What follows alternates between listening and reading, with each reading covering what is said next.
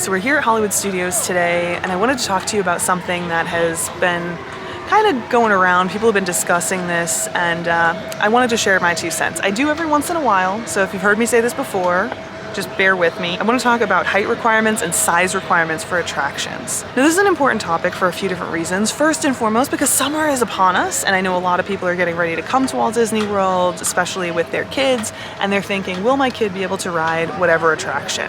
But there are also people who are concerned about the opening of Tron, which does have a pretty restrictive seat from what I'm told. Now, I haven't ridden Tron yet. I haven't used the test seat yet, but I do have a preview booked, so I will take you on that with me. I'll take you with me on that adventure. But anyway, the reason I want to talk to you today is to give you some of my thoughts and opinions, as well as some information when it comes to height requirements and size requirements for different attractions. Now, first and foremost, let's knock out height requirements because this is ultimately what's going to impact the most people. So if you are visiting Walt Disney World with a child, someone who is small, there are attractions that they may not be able to ride. Now, I have a full list of these attractions over on twofoolishmortals.com. I will put a link in the description below, but all this information is also available on the My Disney Experience app and on Walt Disney World's website. So you can easily go over there and check that out if you want to find this information ahead of time, and I encourage you to, because you can get a good sense of what your kid can and cannot ride ahead of time, and you don't set up expectations that you won't be able to meet. So that's a good plan, especially if you're traveling with a kid. But the real issue that I want to discuss here is the issue of trying to fudge the numbers so that you can get your kid on that attraction. Every year around summertime, there's always people talking about how you can make your kid seem taller or how you can do this, that, or the other. I'm not going to discuss any of those things, and I'm going to tell you right now, if you discuss any of those things or give any suggestions in the comments, the comment will be deleted, and this is why. Safety regulations, like height requirements, they're put in place for a reason, to keep the guest who needs to meet that height requirement, but also everyone else on the attraction safe. And these numbers, despite what some people think, they're not just pulled out of thin air. They're put in place by engineers, scientists, professionals whose job it is to ensure that the safety restraints and harnesses on all of these attractions, whatever they are, will work appropriately. And they can't work appropriately unless certain criteria are met. Height requirements. And this always gets tricky because there are a lot of parents out there who feel that they know what's best for their child no matter what. And most of the time, I would agree. Absolutely. In fact, I have been very clear multiple times in the past that I think that you know, as the parent, what's best for your kid. So if you want to leash your kid, put a leash on him. I think that that's great.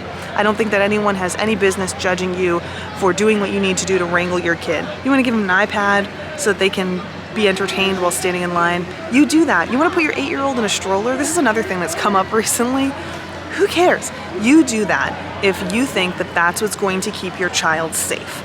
But I draw the line, and it's a really hard line, at disregarding safety regulations because you, the parent, think you know best. Because in this case, you don't.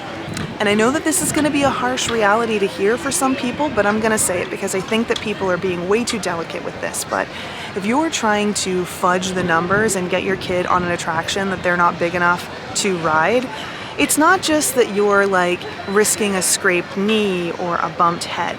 You're risking the life of your child. And that's the most irresponsible thing you can do as a parent. Full stop. Now, the same exact thing can be said when you're too big to fit within the restraints. This is for attractions like Flight of Passage and this newest attraction, Tron.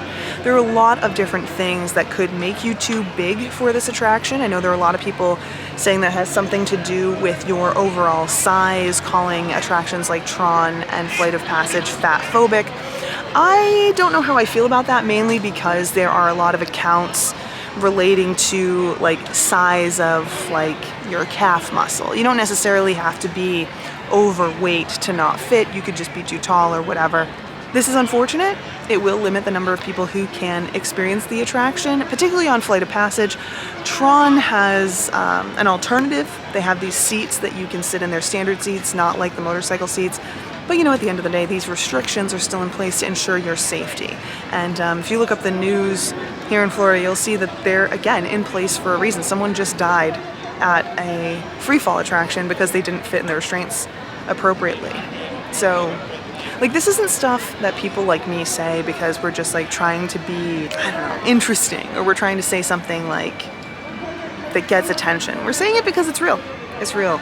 These are real life risks, real life dangers, and if you're not perceiving the danger, it's probably because Disney's doing their job at making things not seem as dangerous as they are. That's the nature of theming attractions and everything. But you gotta take these things seriously so that you and your family can stay safe, you don't end up in the hospital, you don't end up dead.